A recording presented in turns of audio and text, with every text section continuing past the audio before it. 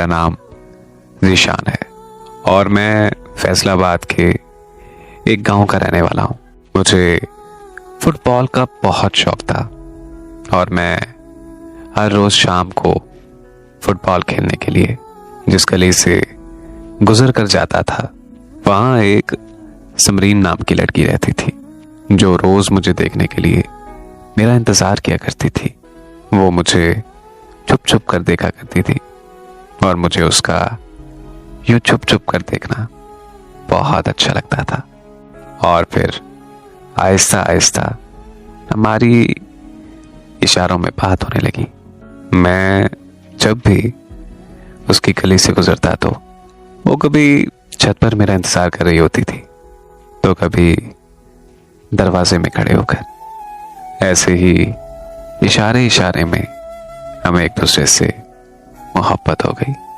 फिर हम दोनों फ़ोन पर दिन रात बातें करने लगे। वो मुझे मेरे नाम से नहीं बल्कि एस कहकर पुकारा करती थी।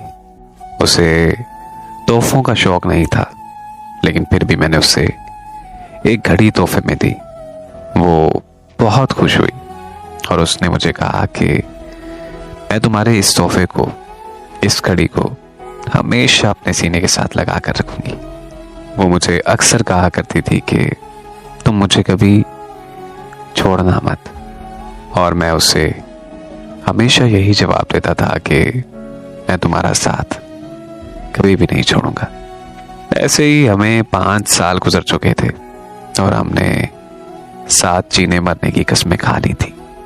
सारी जिंदगी मोहब्बत निभाने के वादे और दावे भी कर लिए थे, लेकिन मुझे क्या पता था कि वो वादे और कस्में सिर्फ ज़बान की हद तक रह जाएंगी, क्योंकि जिसको छोड़कर जाना होता है उसे कहाँ कुछ याद रहता है।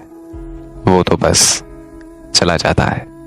पाकिस्तान में नौकरी ना मिलने की वजह से मुझे परदेस आना पड़ा, लेकिन मुझे क्या पता था कि जिसके लिए मैं खुशियां खरीदने के लिए आया हूं, जिसके लिए मैं दुनिया की हर चीज खरीदना चाहता हूं, बल्कि जिसके कदमों में मैं दुनिया रखना चाहता हूं, उसके करीब मेरी कोई औकात नहीं है। जबकि वो मुझे कहा करती थी कि तुम परदेस जाकर मुझे भूल मत जाना, और जवाब में मैं उसे कहता था कि मैं खुद को तो भूल सकता हूं, लेकिन मेरा तुमसे ये वादा है कि मैं तुम्हें कभी भी नहीं भूलूंगा। और आज मुझे परदेस में आए हुए 1 साल 3 महीने हो चुके हैं, लेकिन उसने 1 साल 3 महीनों में मुझे एक बार भी मैसेज करके मेरा हाल तक नहीं पूछा। मैं जब से यहाँ आया हूँ उसका तब से वो मोबाइल नंबर बंद जा रहा है। मुझे कोई खबर नहीं है कि वो कहाँ चली गई और क्यों चली गई। उसकी यादें मुझे सारी सारी रात सोने नहीं देती।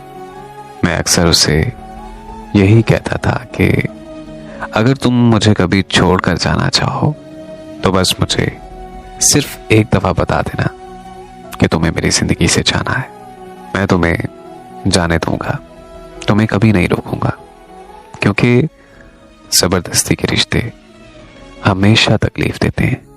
लेकिन उसने मुझे एक बहुत अच्छा सबक सिखाया। उसने साबित कर दिया कि कभी भी किसी पर इतना यकीन नहीं करना चाहिए, क्योंकि जिस पर जितना यकीन होता है वह इंसान यकीन के टुकड़े टुकड़े करता है। सच तो ये है कि परदेस के रहने वालों के हिस्से में तन्हाई और दर्द के अलावा कुछ नहीं आता। मैं खुदा से बस यही दुआ करता हूँ कि वो एक बार मुझसे राब्ता कर ले।